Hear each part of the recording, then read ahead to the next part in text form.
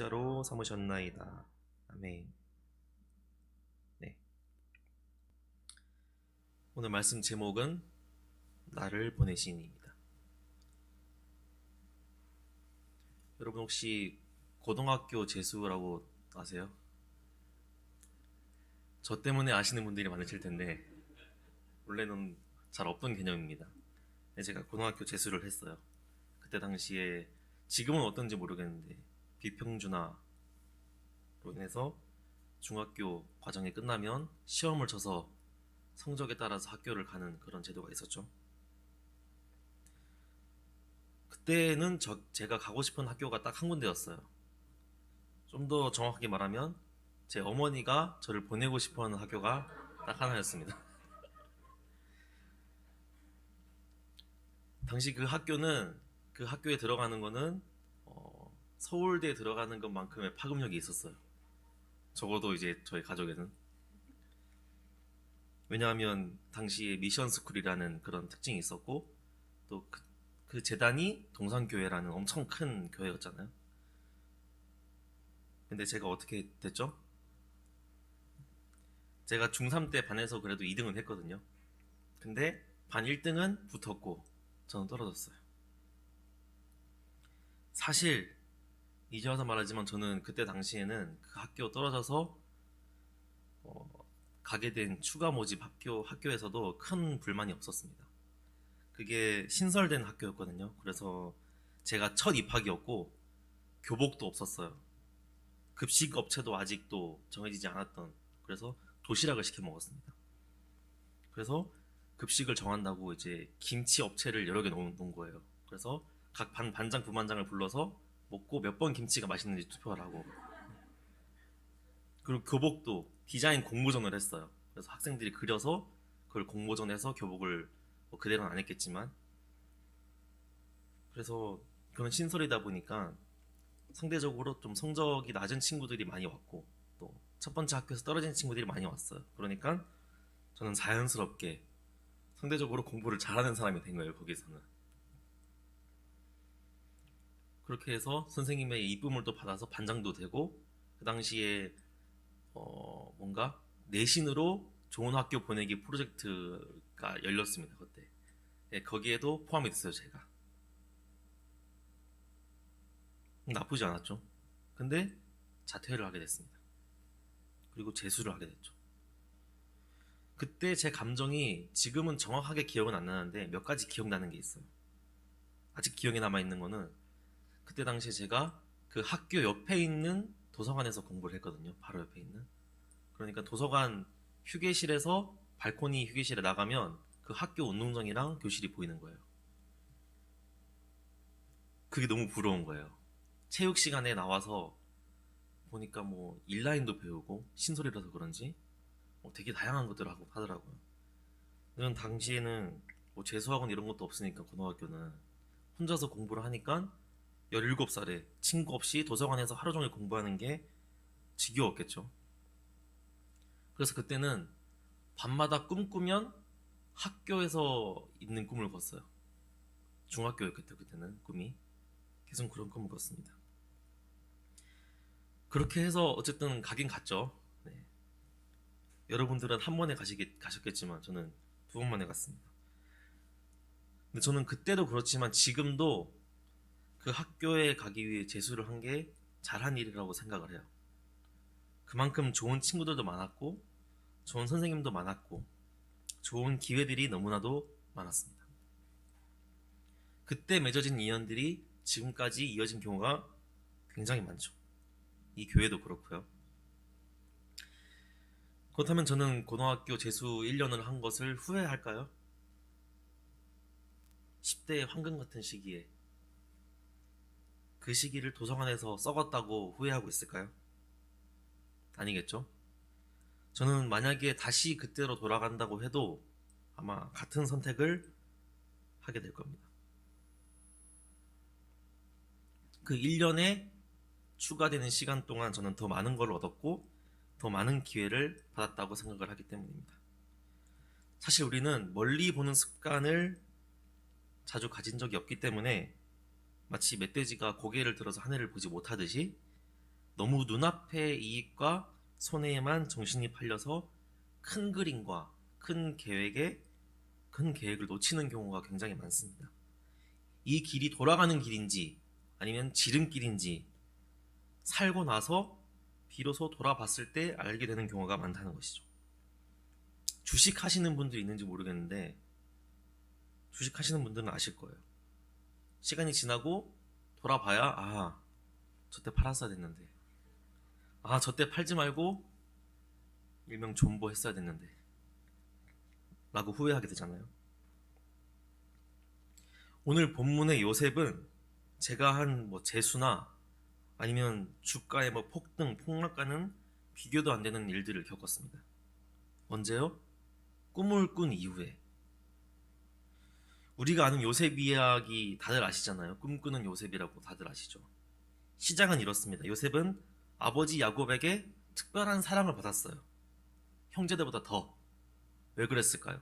당시에 이게 왜 이상한 일이었냐면, 우리나라도 그렇지만 이스라엘도 장자가 가장 많은 사랑을 받고 아버지 유산과 재산과 또 언양을 물려받는 게 당연하게 여겨지던 시대였습니다. 그런데 요셉이 장자였나요? 아니었어요. 굉장히 어렸죠. 창세기 37장 3절에 보면, 오늘 본문에 있을까요? 네, 함께 읽어보겠습니다. 시작. 요셉은 노년에 얻은 아들이므로 이스라엘이 여러 아들들보다 그를 더 사랑하므로 그를 위하여 야곱이 노년에 얻은 아들이었어요. 게다가 야곱이 아내가 여러 명 있었거든요.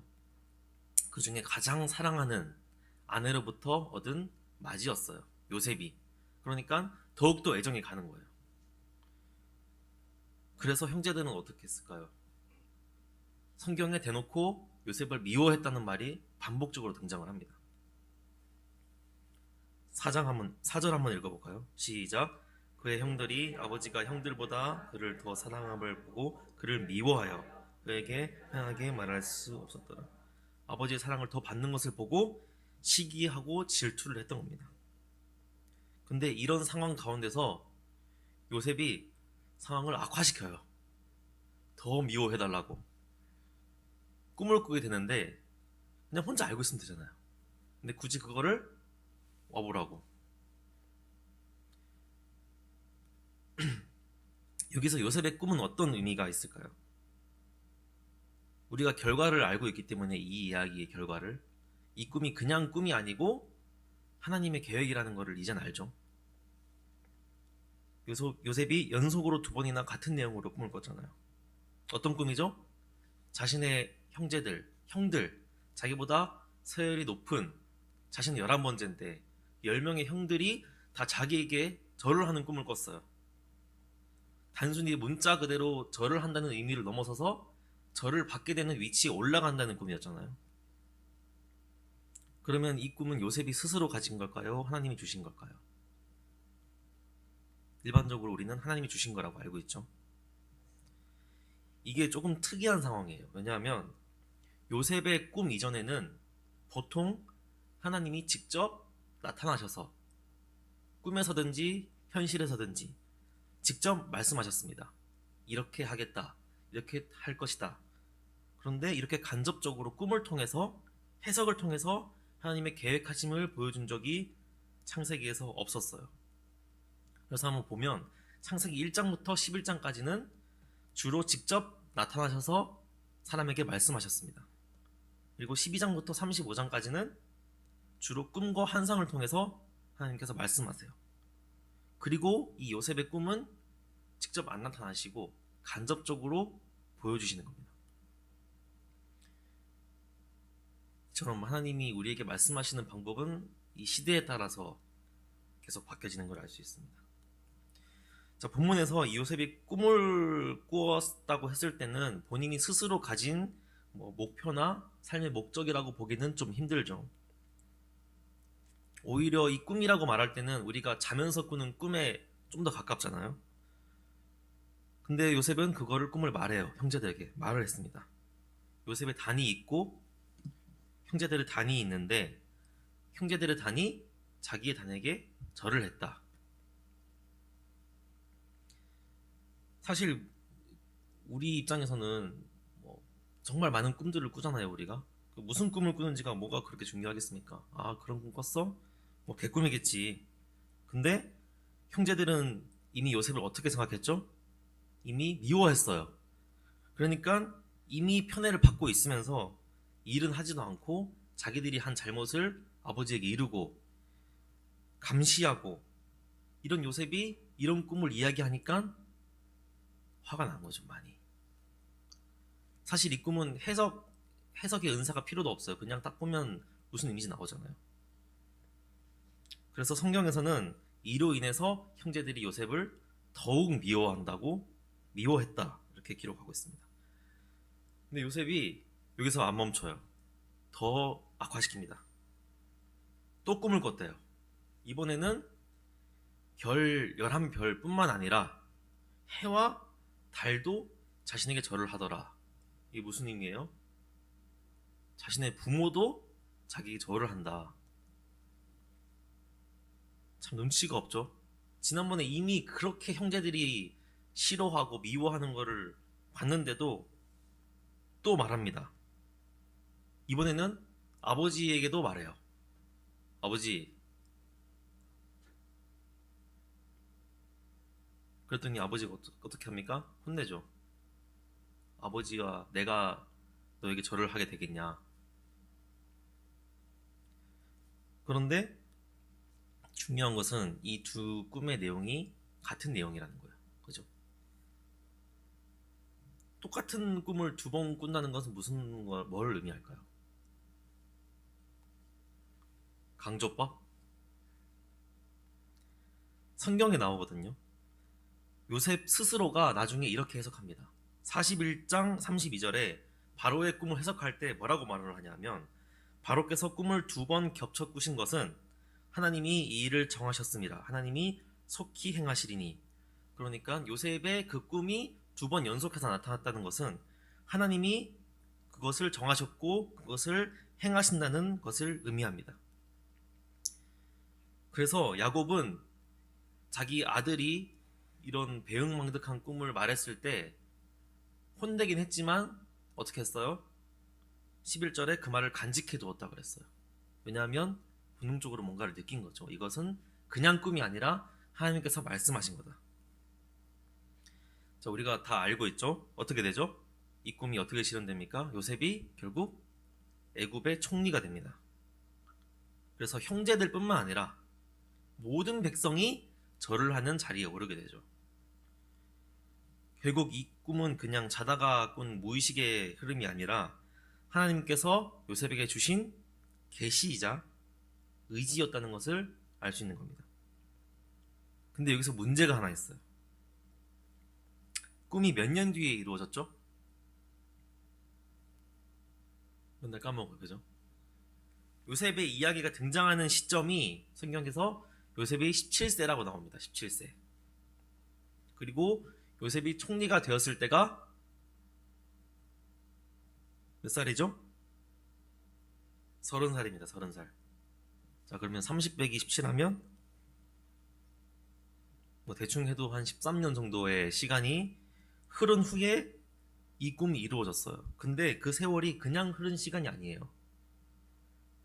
형제들에게 배신당해서 구덩이에 빠져 죽을 뻔하고, 노예로 외국 사람들에게 팔리고, 다른 사람의 집에 노예로 들어가서 일을 하고, 거기에서 또 모함을 받아서 감옥에 가고, 감옥에서도 어떤 사람을 도와줬는데 그 사람이 잊어버려요.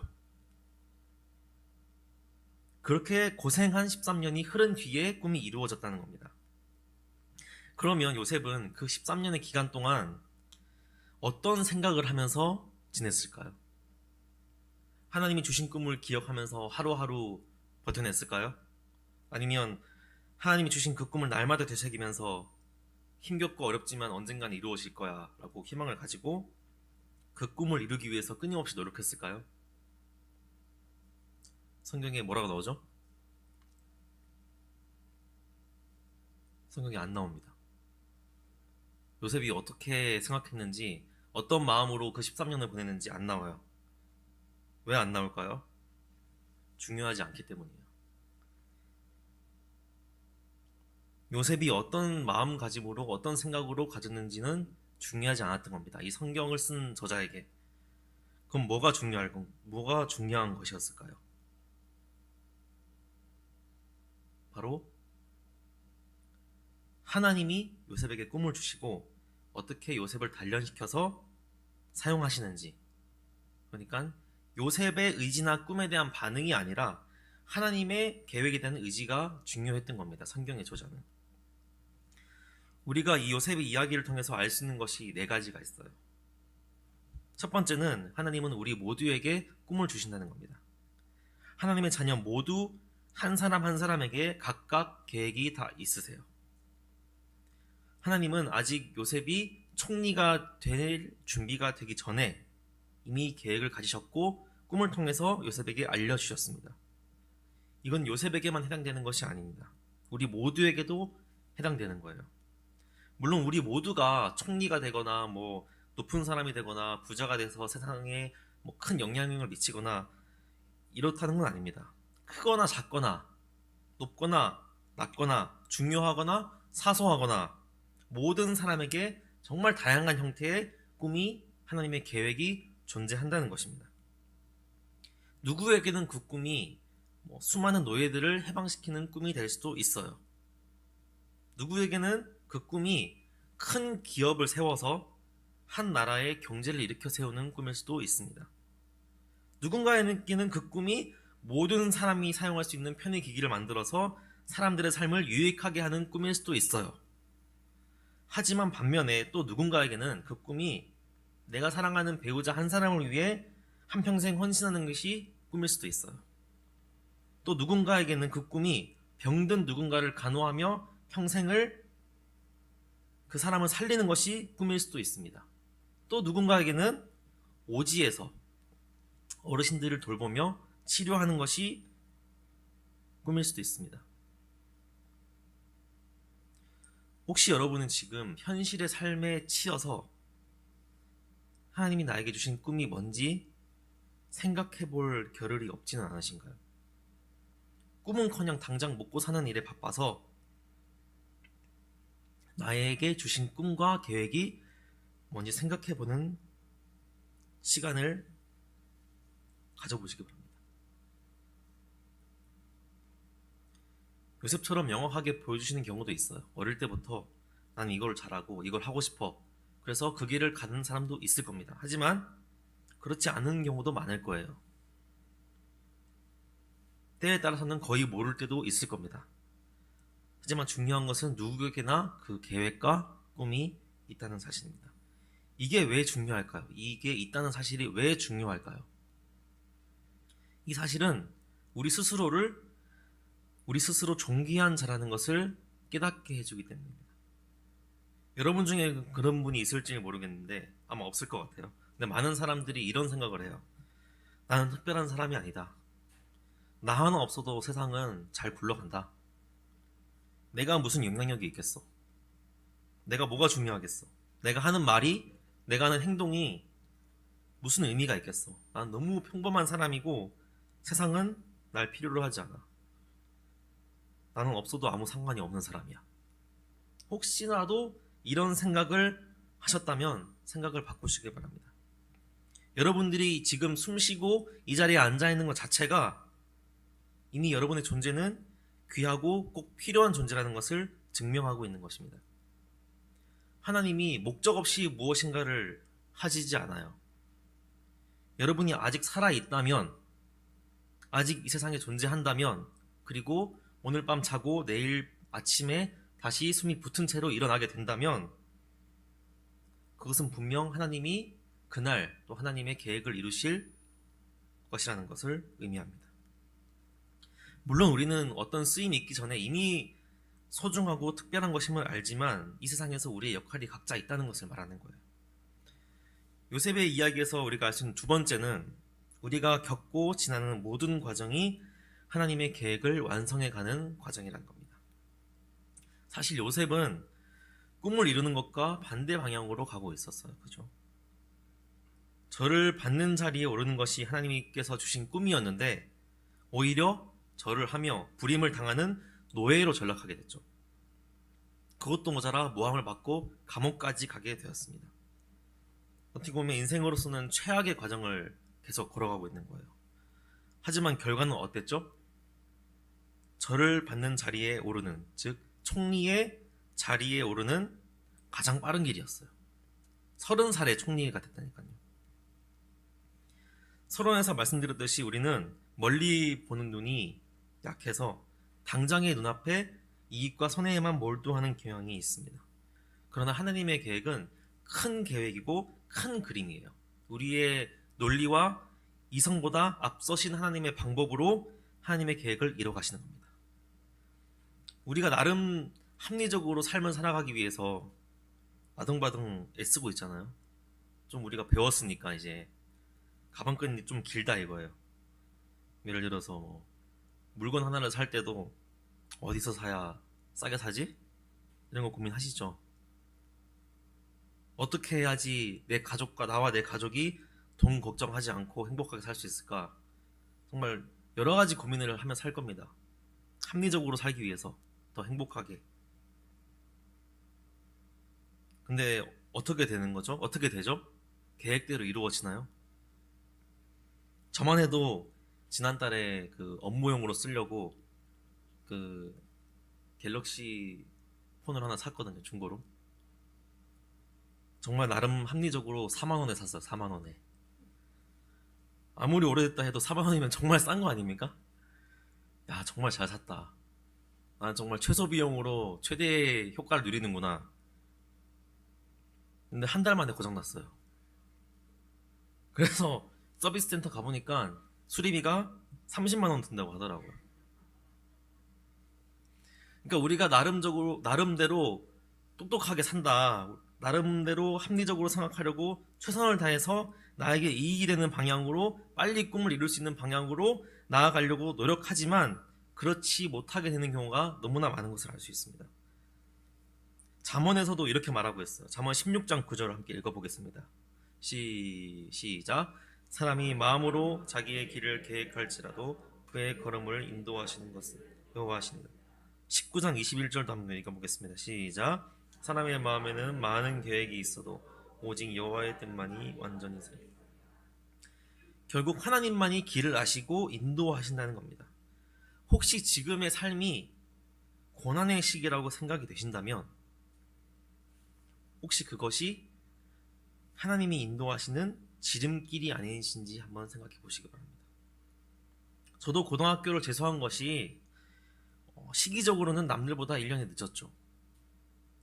하지만 저는 그것이 지름길이었다고 생각하고 있어요. 그 재수가 아니었다면 지금 제가 얻은 것들 중에서 얼마나 많은 것들을 놓치게 되었을까.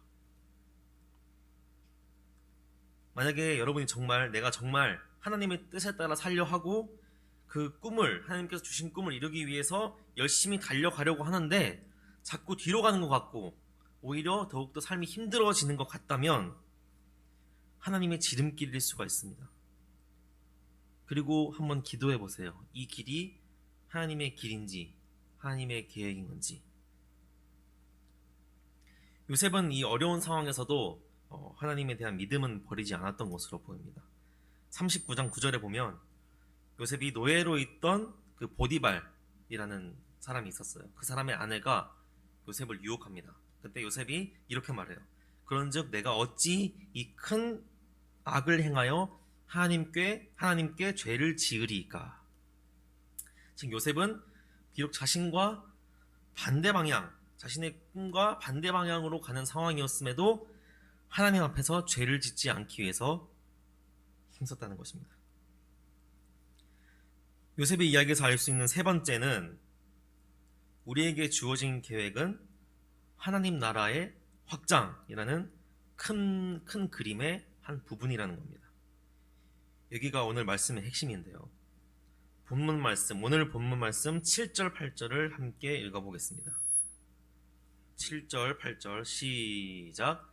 하나님이 큰 구원으로 당신들의 생명을 보존하고 당신들의 후손을 세상에 두시려고 나를 당신들보다 먼저 보내셨나니 그런즉 나를 이리로 보낸 이는 당신이 아니요 하나님이시라. 하나님이 나를 바로에게 아버지로 삼으시고 그 온 집의 주로 삼으시며 애굽 온 땅의 통치자로 삼으셨나이다. 아멘. 요셉이 총리의 자리에 오르게 된 것은 단순히 요셉의 명예와 영광을 위한 것이 아니었어요. 뭐였죠? 바로 자신의 가족들, 나아가 민족들, 주변 나라 모두를 구원하기 위한 하나님의 계획의 일부였던 겁니다. 요셉이 총리가 되고 어떤 일이 발생하죠? 풍년이 찾아와요. 풍년. 7년이라는 긴 풍년이 찾아옵니다. 근데 요셉은 하나님의 주신 꿈을 해석해서 그 풍년 이후에 7년의 흉년이 올 것을 알게 되죠. 그래서 이를 대비합니다. 7년의 풍년을 낭비하지 않고 허비하지 않고 곡식을 차곡차곡 모아서 흉년 때 수많은 사람들을 살리게 돼요. 바로 이때를 위해서 요셉이 총리에 오르게 된 것이라고 방금 본문에서 요셉이 말하고 있는 거예요. 그래서 요셉이 8절에는 뭐라고 말하죠? 나를 이리로 보낸 이는 당신들이 아니요 하나님이시라. 즉 요셉의 형들이 요셉을 노예로 팔았기 때문에 요셉이 애굽으로 온 게 아니라 누가? 하나님이시라. 하나님이 요셉을 애굽으로 보내셨다고 고백하고 있는 겁니다. 즉 하나님의 계획을 하나님께서 이루어 가신다는 것을 요셉은 알았던 거예요. 무엇을 위해서요? 하나님의 구원 역사를 위해서요. 이는 오늘날 우리에게도 마찬가지로 적용할 수 있습니다. 우리 각자에게 주어진 역할과 하나님의 계획은 모두 하나의 톱니바퀴처럼 작용해서 하나님 나라라는 큰 시계를 움직이는 도구로서 사용되게 되는 것입니다. 하나님은 어느 한 사람도 아무 쓸데없이 창조하신 적이 없어요. 애굽의 악한 바로 왕을 통해서 홍해를 가르치는 이스라엘의 하나님을 전 세계에 알리셨어요. 가룟 유다의 배신을 통해서 예수님의 구원 역사를 이루어 가셨습니다. 세상의 눈으로는 초라한 사람이라도 2 렙돈밖에 헌금할 수 없었던 과부일지라도 각자에게 맡겨진 하나님 나라의 사역이 각각 다 있다는 것입니다. 여러분, 현재 나의 안 좋은 상황에 대해서 누구를 원망하거나 슬퍼하거나 절망할 필요가 없습니다. 하나님 나라를 위해서 하나님께서 보내신 여러분의 자리예요. 그 자리에서 하나님이 여기서 나에게 뭘 원하실까? 한번 찾아보시기 바랍니다. 결국 총리가 된 요셉에게 애굽은 어떤 곳이었을까요? 노예로 팔려와서 모함받고 감옥 가서 죽을 뻔한 끔찍한 곳이었을까요? 아니면 하나님의 구원 역사를 이루는데 쓰임받은 영광스러운 자리였을까요? 여러분 각자가 속한 그 자리, 여러분의 가정, 여러분의 직장, 여러분의 사업체, 여러분의 어떤 공동체가 하나님 나라를 확장해 가는데 쓰임받는 영광스러운 자리인 줄 믿습니다. 요셉의 이야기를 통해서 우리가 마지막으로 알 수 있는 것은 바로 하나님이 하신다는 겁니다. 요셉이 한 계단 한 계단 더욱더 어려운 지옥 같은 삶으로 나아갈 때마다 등장하는 구절이 있어요. 뭘까요? 바로 여호와께서 요셉과 함께 하시고 요셉을 형통하게 하셨다는 구절입니다.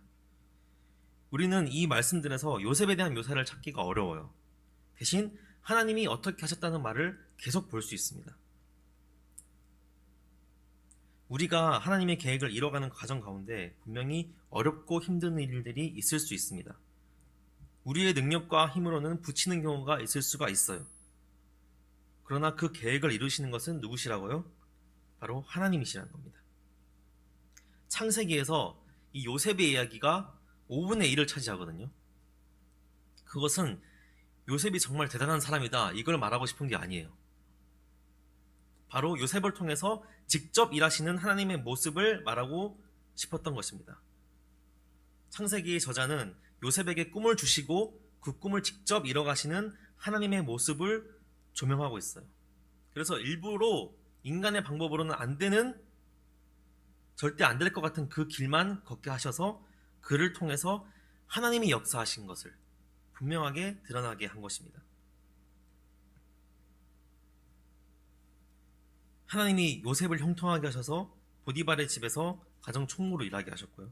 감옥에서도 하나님이 요셉을 형통하게 하셔서 간수장의 신임을 받게 하셨습니다. 그리고 바로의 2 관원장이 감옥에 왔을 때 그 꿈을 해석하게 하신 분도 하나님이셨고, 요셉이 마침내 바로 앞에 섰을 때 그 꿈을 해석하여 총리가 되게 하신 것도 하나님이셨습니다. 우리가 힘들고 지쳐 쓰러지는 때에도 우리에게 주신 계획을 이끌어 가시는 분은 우리와 함께 하시는 하나님이시라는 것을 잊지 마시기 바랍니다. 결론입니다. 우리가 살다 보면 가끔 이런 생각이 들 때가 있어요. 내가 지금 여기서 뭐 하는 거지? 왜 이러고 있는 거지? 여러분이 지금 계신 그곳은, 그 자리가 어디든 하나님께서 목적을 가지고 보내신 자리입니다. 그곳이 하나님의 계획의 한 과정일 수도 있고 하나님의 계획이 이루어지는 곳일 수도 있어요.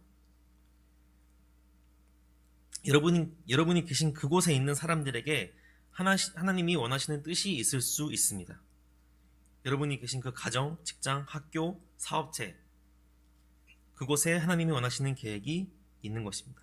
중요한 것은 여러분 한 사람 한 사람 모두가 하나님 앞에서 소중하고 각자에게 원하시고 바라시고 그리고 계획하시고 이뤄가실 하나님의 계획이 모두 있다는 사실입니다.